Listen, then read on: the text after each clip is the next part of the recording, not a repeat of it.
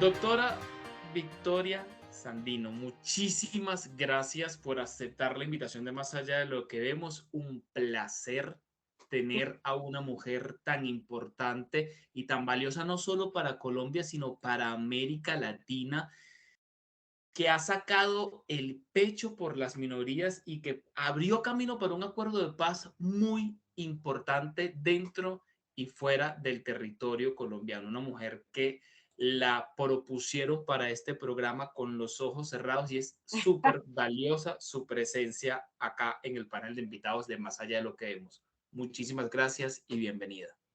No, gracias a ti y a ustedes por esta invitación y por supuesto con mucha disposición. Aquí lo que hemos venido haciendo es un trabajo colectivo, es un anhelo, es una apuesta de las y los colombianos, de las diversidades sexuales que en el medio del acuerdo quisieron hacer sentir su voz también en ese acuerdo de paz y fue lo que logramos. Bueno, con ese fondo tan hermoso que usted tiene, con todas esas banderas en representación de todos esos países, como le dije antes de iniciar la grabación, gracias a Dios, más allá de lo que vemos, ha cruzado fronteras, ya muchas personas se conectan, no son de Colombia, no son colombianos, no viven dentro del país. Entonces, usted va a dar hoy una cátedra de historia contemporánea latinoamericana súper valiosa. Entonces, principalmente quiero que entonces usted nos hable y que comience con su participación desde su mirada personal. ¿Por qué un acuerdo de paz en Colombia y cuáles fueron esos ejes principales que le dieron sentido al acuerdo de paz?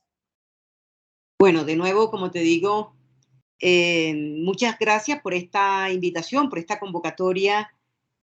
Hablar de la paz en Colombia, pues tal como lo dices, es hablar y como lo dijo ese personaje tan importante para América Latina, como es el expresidente Mujica, que es hablar de la paz de Colombia, es hablar de la paz del continente.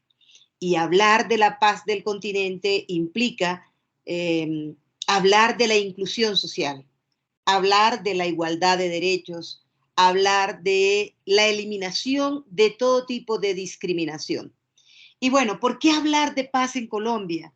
Porque Colombia, que es un país tan hermoso, tan privilegiado por sus recursos, por su ubicación geográfica y también por su pueblo, por su gente, lamentablemente ha vivido un conflicto ya muchas décadas, muchas décadas desde el siglo pasado. Yo soy producto de ese conflicto. Estuve en la insurgencia durante 24 años en las FAREP en ese momento, una organización guerrillera pues que tuvo una vida de más de 24, de 54 años de existencia, de lucha armada ininterrumpida, pero no es el único factor, o sea, no era la única insurgencia. Aquí han existido tantos ciclos de violencia que, estoy hablando de Colombia, pues que se han reproducido en los territorios, ha generado tantas violencias y bueno, una de las necesidades más urgentes de Colombia ha sido pues conseguir esa paz. Hoy el gobierno actual habla de paz total. Yo creo que es una afirmación correcta porque no solamente se trata de buscar el acuerdo de paz con un grupo guerrillero en particular, como fue el caso con nosotros, ¿no? Que fue realmente un aspecto muy importante. Como se dijo en ese proceso, fue que ya cumplimos 6 años, era sentar las bases para la transformación social en Colombia y para alcanzar esa tan anhelada paz.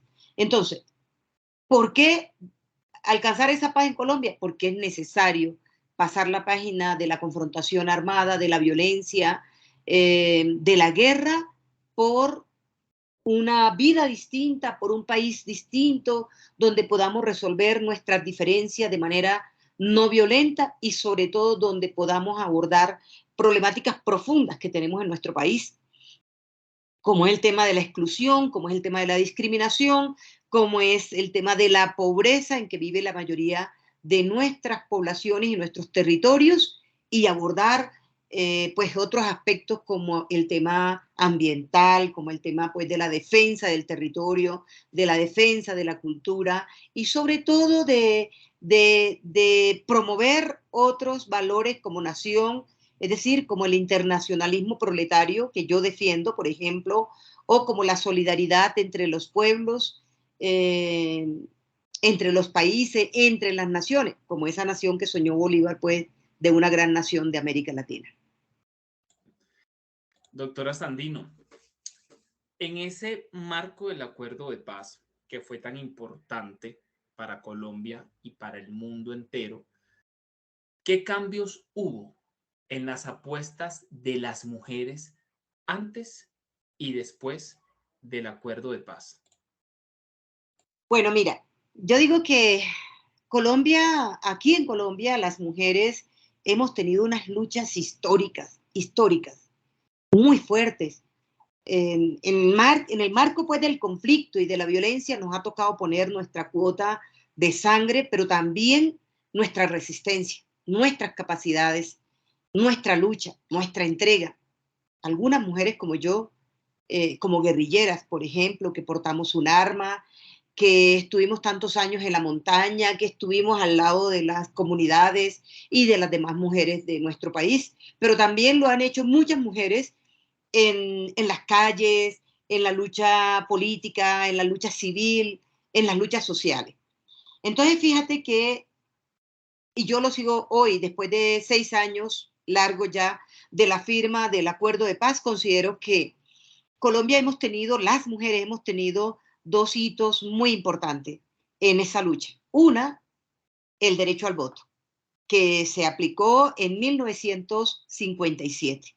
Eso fue una gran conquista, imagínense, del siglo pasado, cuando desde los años 30 muchas mujeres venían pues abanderando esta lucha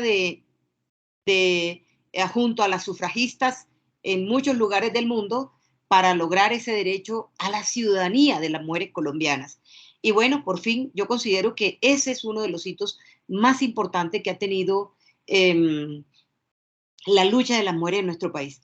Un segundo hito, y digo yo, el otro muy significativo, muy importante, fue que por primera vez en la historia de un acuerdo de paz, no solamente de Colombia, sino del mundo, lográramos incorporar lo que hoy le llamamos eso, el enfoque de género, es decir, que se reconociera la afectación que las mujeres habían tenido en el marco del conflicto, las mujeres y las diversidades sexuales, además.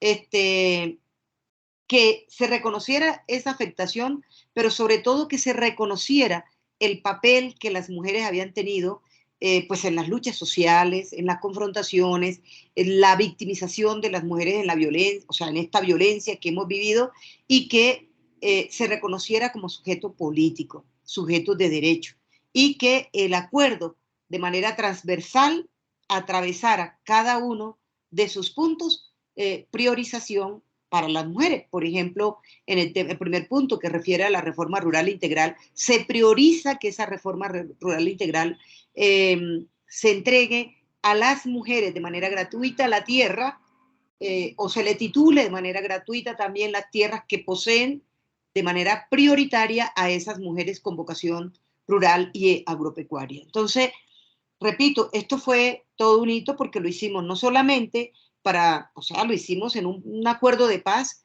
que no había tenido antecedentes en otros acuerdos de paz, ni en Colombia, ni fuera pues de Colombia.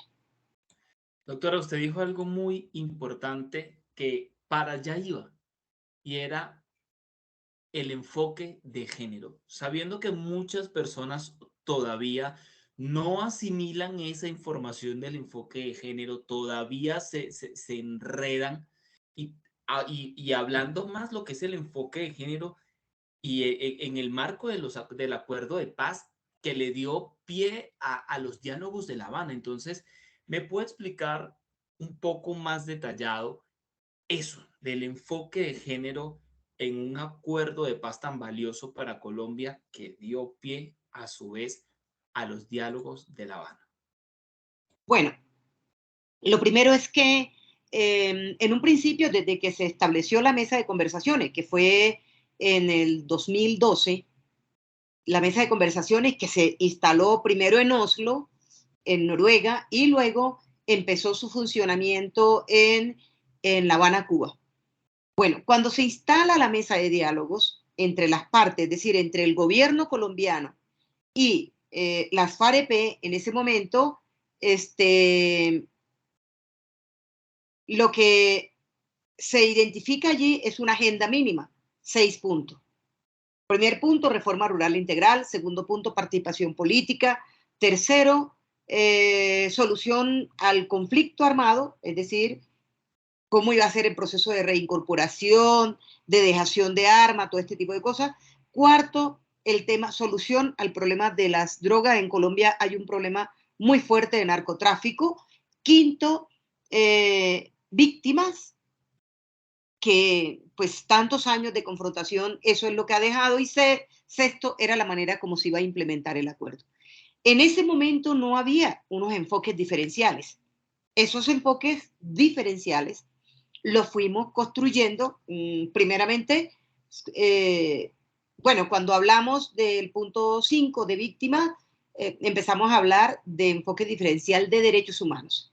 O sea, había que mirar el acuerdo desde el respeto y la garantía de los derechos humanos.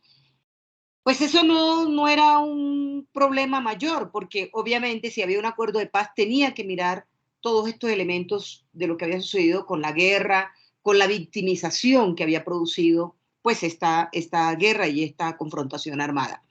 ¿Qué ha sido lo novedoso? Lo novedoso es que a partir del movimiento de mujeres en Colombia y de las diversidades sexuales, identitarias y de género de la población LGBTI, que empezaron a decir, nosotros, nosotras, las mujeres, hemos sido afectadas por el conflicto. Somos la mitad más, somos el 51%, hoy en día el 52% de la población colombiana somos mujeres, con todas nuestras diversidades, pero somos mujeres. Entonces, no es posible que se sigan haciendo pactos de paz sin tener la mirada de las mujeres, sin tener las voces de las mujeres y sin tener la inclusión de las mujeres. Entonces, cuando hablamos del enfoque de género, lo que estamos hablando, como decimos las feministas, es ponernos las gafas moradas o las gafas del feminismo. En este caso, las gafas de una mirada específica sobre esa afectación que tuvieron las mujeres en el marco del conflicto, pero también de las mujeres como sujetos de derecho y sujetos políticos para apostar a la paz, a la construcción de la paz. Nosotros tenemos muchos aspectos que aportar en esa construcción de la paz. Eso es lo que le llamamos el enfoque. Tener esa mirada y reconocer nuestro agenciamiento político, social en la construcción de la paz. Y en todo este tema tan complejo, tan grande, ¿dónde entra o qué tan transversal es el sistema de verdad, justicia y reparación en Colombia en todo este panorama? Ya hablaba de lo que había sido, por ejemplo, lo que se incluía, algunos de los aspectos pues, que estaba en el punto 1 de la reforma rural integral. Ahora, el punto 5, que fue el de víctima, que es el que crea todo el sistema integral de verdad, justicia, reparación y no repetición, pues eso fue muy importante. Y yo creo que ya hay resultados. Uno de esos resultados, bueno, el sistema como tal crea unas instituciones. Una es la unidad de búsqueda.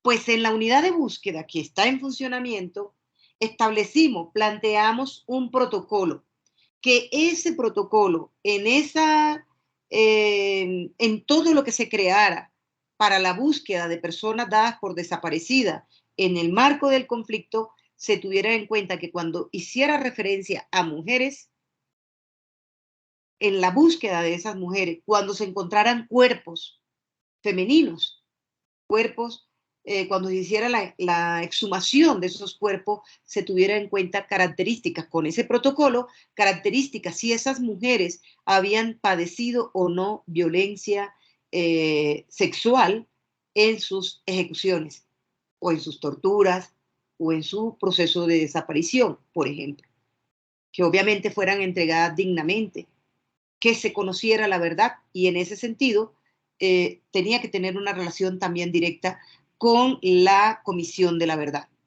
A la Comisión de la Verdad, además, establecimos que existiera una, como una comisión específica dentro de la Comisión de la Verdad para que abordara efectivamente la narrativa de las mujeres.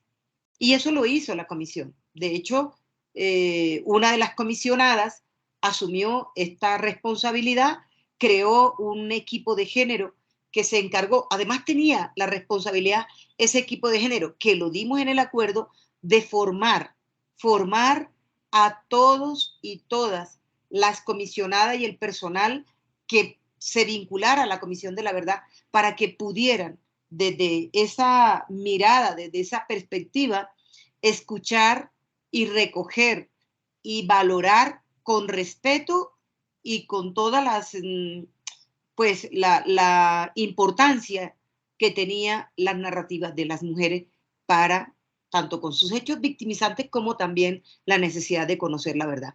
Pues este informe salió, incluso salió un informe específico frente al tema de, la, de, la, de la victimización contra las mujeres en el marco del conflicto armado en nuestro país. Entonces, eso es muy importante. Y otro aspecto es en la jurisdicción especial, donde incluso expresamos allí que, me refiero cuando estábamos en la negociación pues, de cada uno de estos puntos y de crear todo este sistema, incluso nosotras planteamos, nosotras, digo yo, la subcomisión de género que creamos, que temas de violencia sexual.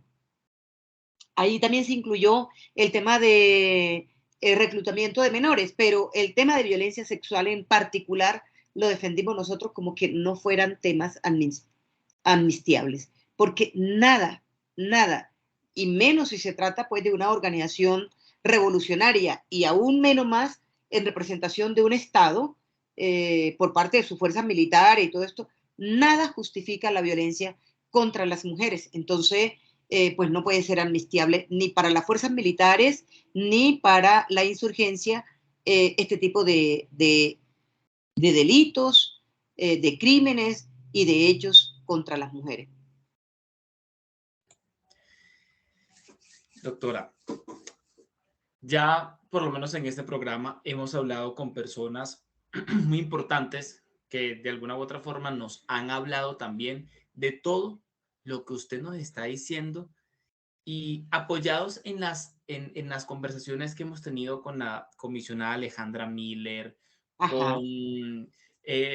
con la señora Marina Bendaño, que es fundadora de la plataforma LGBTI por la Paz, el señor Wilson Castañeda, que es el comisionado del seguimiento del legado de la Comisión para el Esclarecimiento de la Verdad. Ahora usted, como mujer colombiana, como representante de esa fuerza femenina, con todo el trabajo tan valioso que usted ha dado, ¿qué nos puede decir minuciosamente, así muy delgadito?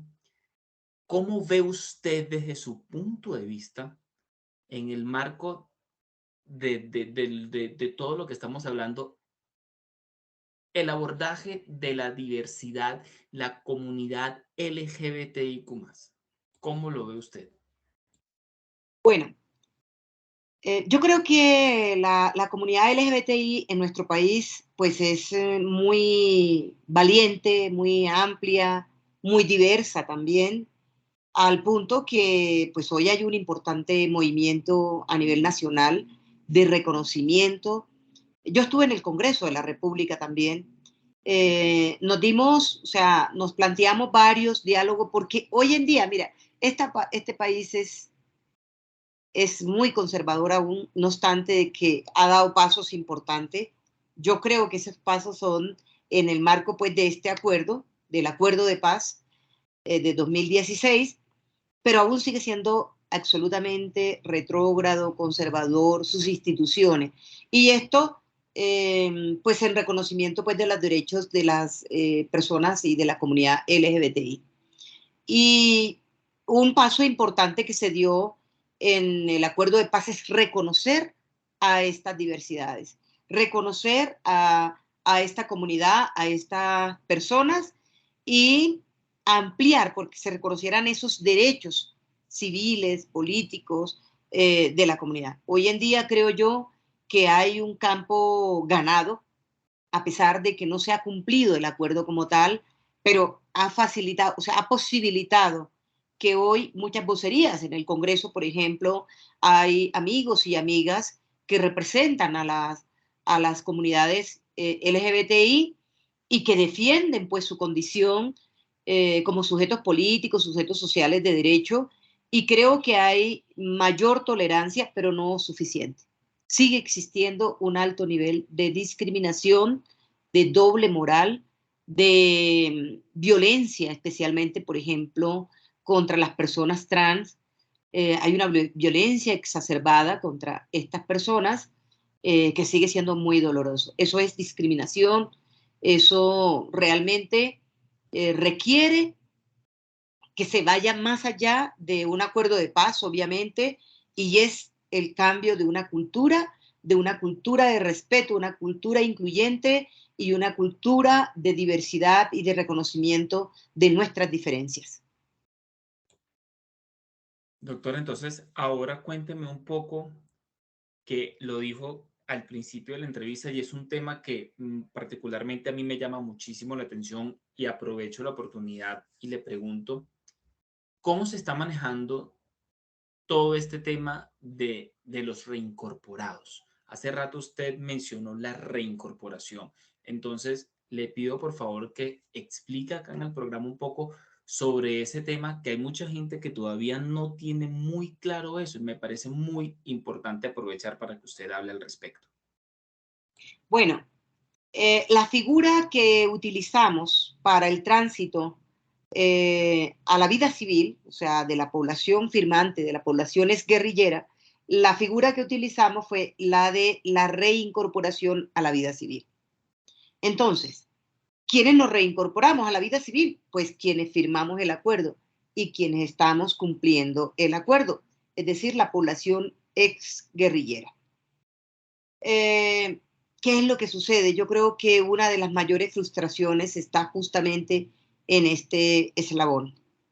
Si bien es cierto, fuimos alrededor de 13.500 personas las que hicimos dejación de armas, el año pasado todavía, por certificación de la ONU, Naciones Unidas, en cabeza de la segunda misión, y certificación de la agencia que debe tratar todo este tema de la reincorporación, de la ARN, se llama así, Agencia Nacional de Reincorporación, certificaban que el 90% o más del 90% de quienes firmamos la paz estamos trabajando hoy, estamos en proceso de reincorporación a la vida civil, estamos, bueno, algunos tenemos un liderazgo político, como es mi caso, también tenemos un liderazgo, pues, sobre todo alrededor de la paz y pues en apostar por esta paz que tanto anhelamos. Y en mi caso, pues al lado de las comunidades, de las mujeres, de las diversidades y de la población en proceso de reincorporación, o sea, mis compañeros y compañeras firmantes de paz.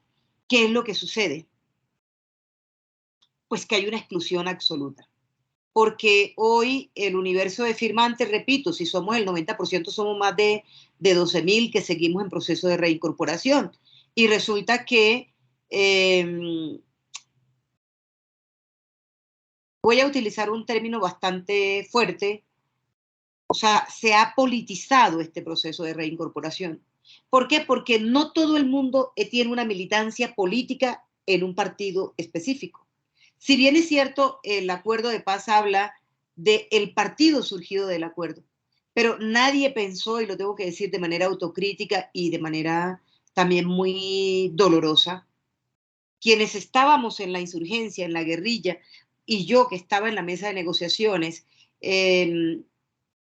por supuesto que cuando hicimos el acuerdo pensábamos en seguir haciendo la lucha política, ¿no? En un partido político. Entonces, por eso el acuerdo habla de el partido surgido del acuerdo. Pero resulta que la gran mayoría, 70-80% de las personas, no militamos en ese partido, porque nos sentimos absolutamente frustrados, traicionados y abandonados por ese partido, por la dirigencia de ese partido, que viene siendo en representación de quienes fueron los antiguos jefes, o sea, el ex secretariado.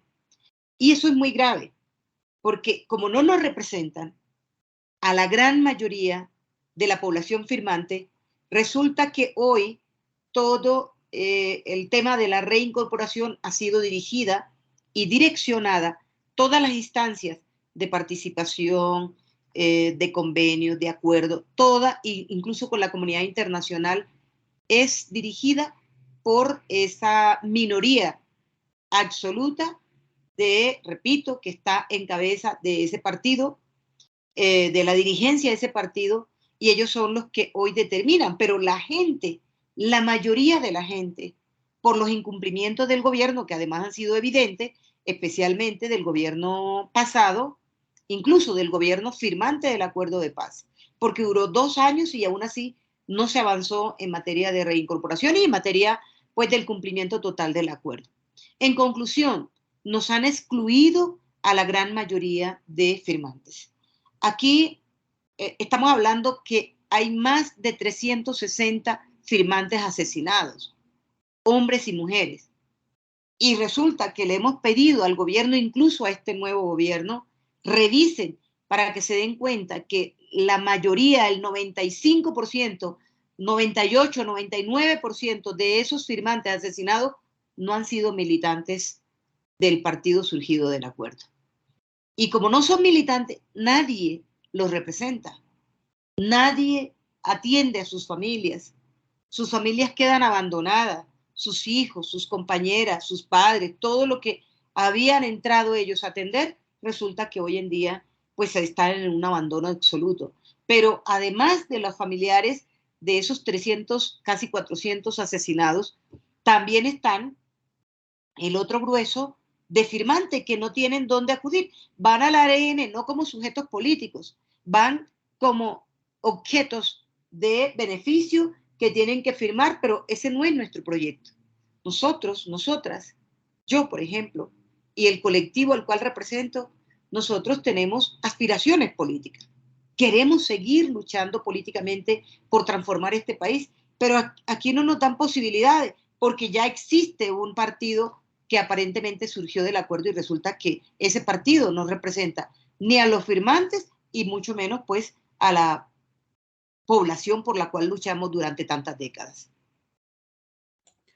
Doctora, entonces todo esto que usted me está diciendo, de este sentir que ustedes tienen, ese olvido y ese rechazo que ustedes sienten, y luego del acuerdo de paz, luego de los diálogos de La Habana, todo este tema de los reincorporados, todo esto que está surgiendo negativamente, las muertes y los asesinatos de todas estas personas que estaban en ese proceso de reincorporación a nivel internacional, ¿afecta en algo?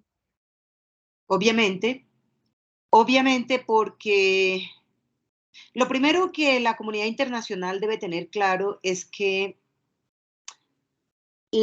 aquí hay aparentemente dos partes, ¿verdad? El Estado con el que se firmó un acuerdo y una población guerrillera o ex guerrillera firmante. Pero esa población firmante tiene muchas representaciones, hay muchos procesos. Afortunadamente, hay una serie de iniciativas organizativas, por ejemplo, que se han venido y que nos hemos venido pues agrupando en los territorios. ¿Con qué objeto? Con el objeto de recoger a al universo de la población firmante en medio de sus diversidades, porque hoy tenemos que reconocer que somos diversos. ¿Qué ocurre con la comunidad internacional? Especialmente pues con los cooperantes, es que solamente interlocutan con una parte de los firmantes, es decir, este partido. Y el problema es que la gran mayoría no está allí, entonces nos siguen excluyendo. O sea, la comunidad internacional también termina excluyéndonos porque solamente considera dentro de este actor firmante a una parte de esos y no a la gran mayoría. ¿Y qué sucede? Que en el exterior se vende una imagen como que, ay, sí, aquí hay un diálogo y hay una relación y ya hay un apoyo hacia, hay incluso la inversión de una serie de recursos hacia la población ex guerrillera, pero eso no es totalmente cierto, porque eso está direccionado por un grupo muy pequeño, muy reducido, pero la mayoría de los firmantes no tienen ni esos beneficios, ni esa relación, ni esa interlocución, o sea, no son reconocidos. Y eso es muy peligroso, porque en última, lo que terminan es empujando a nuestros compañeros y compañeras en medio de esa incertidumbre a el retorno a la ilegalidad, el retorno a los grupos armados, el retorno, porque no tienen esperanza, porque no tienen cómo resolver sus problemas, no tienen quien les atienda y bueno, no encuentran eco ni en la institucionalidad ni en la comunidad internacional. Y repito, eso es absolutamente muy peligroso.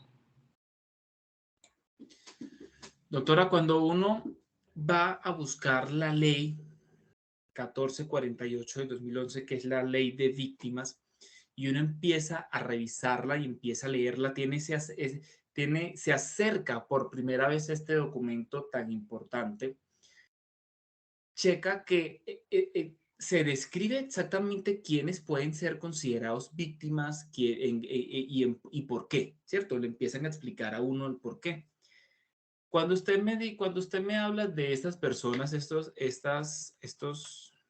fallecidos que estaban en ese proceso de reincorporación, ya son asesinados, entran dentro de estos parámetros en la ley para ser eh, nombrados víctimas, para ser reconocidos como víctimas. Las familias deberían ser reconocidas como víctimas, pero justamente ese es el conflicto, ¿ve? Como no hay una representación, nadie los representa, hoy en día eso no está así. Las familias que son víctimas están abandonadas. De pronto tenemos un caso muy particular, que es el caso de un compañero nuestro que lo asesinó el ejército en el Catatumbo. En este caso, bueno, digamos que sería la única familia que hoy en día la reconocen como víctima, pero pues no son los únicos. Estamos hablando de 360 más que no tienen ese reconocimiento. Deberían hacerlo. Es decir, la unidad de víctima debería reconocer, amparado en la ley 1448, debería reconocer a los familiares de nuestros compañeros y compañeras asesinadas como víctimas, pero eso no ha sido así. Porque justo que usted habla de eso y menciona este caso en específico, nosotros tuvimos la oportunidad de conversar y la entrevista se publicó el 4 de septiembre de 2022 Uh -huh. con la señora Luz Elena Salas, que es una mujer desplazada de la Comuna 13. Y ella Sí, específicamente dice eso, que como tal su familia no tuvo esta indemnización como víctima luego de que ella de alguna u otra forma fue víctima del conflicto, ¿cierto? Entonces, aprovechaba para que usted me aclarara eso, porque, por ejemplo, uno se mete en la página de la unidad de víctimas, donde aparece una casilla, una pestaña que dice ABC de la ley y la describe. sí, Exactamente, en breve resumen, ¿cierto? Y dice que la reparación integral implica no solo una indemnización monetaria, sino la restitución de unos bienes o el acompañamiento del Estado, los programas de empleo, generación de sí, sí, sí. ingresos. Entonces, todo esto realmente, doctora, y una vez que lo leo, tomo en cuenta lo que me dijo Luz Helena en ese momento y lo que usted me está hablando.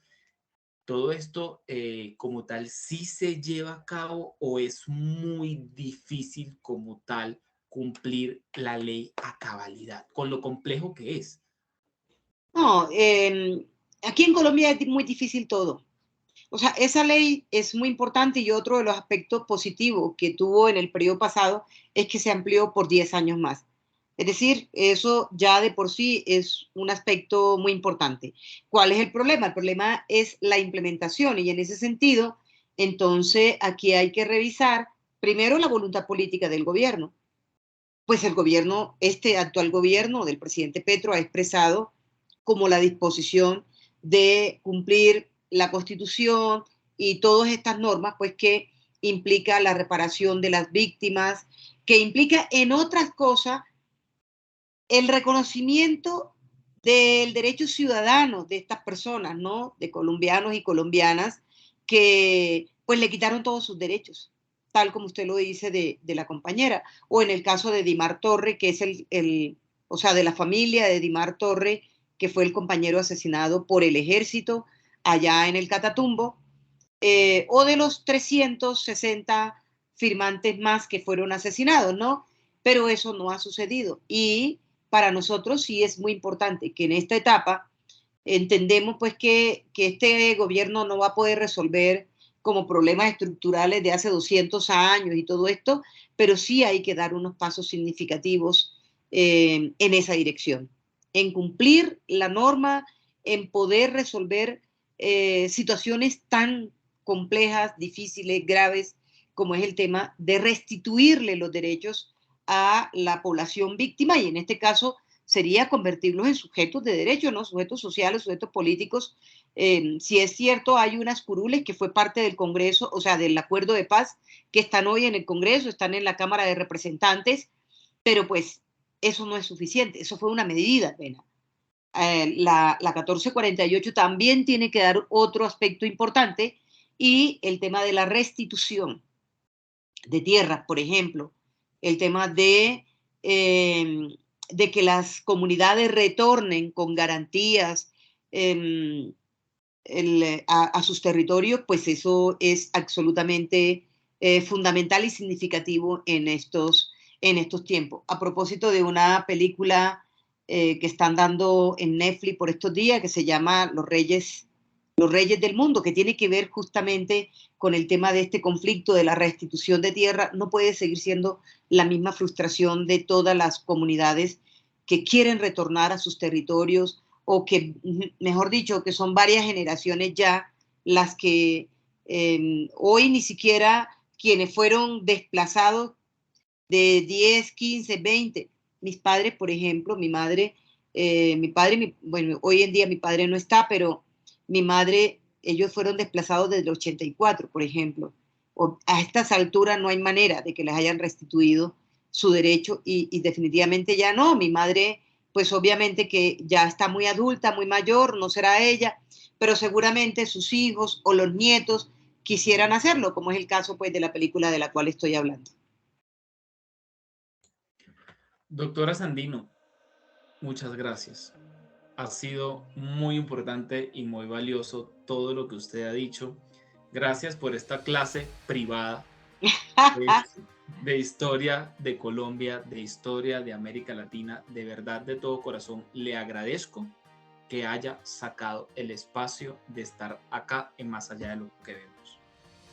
No hay de qué. Más bien, muchas gracias a ti por esta invitación. Te cuento, Ixel, que nosotras, yo sigo aquí en este amado país, sigo siempre junto a esas comunidades, junto a las mujeres en todas las luchas y yo digo que un tercer aspecto muy importante que es más allá del acuerdo fue el haber logrado el año pasado la despenalización, por ejemplo, del aborto. Esa es otra de las luchas grandes que las mujeres en este país hemos dado y vamos a seguir trabajando por la paz, por este país que tanto amamos. Muchas gracias a ti. Pues acá, a la orden, doctora Sandino, para lo que necesite.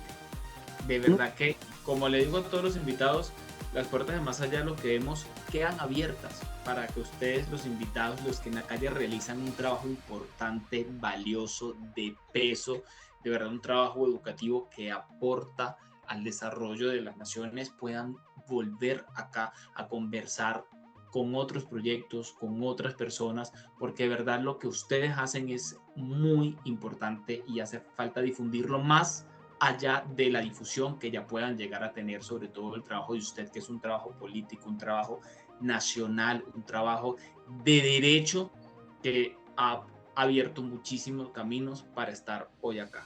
De verdad, mil gracias. Muchas gracias a ti, que estés muy bien. Igualmente. Bueno.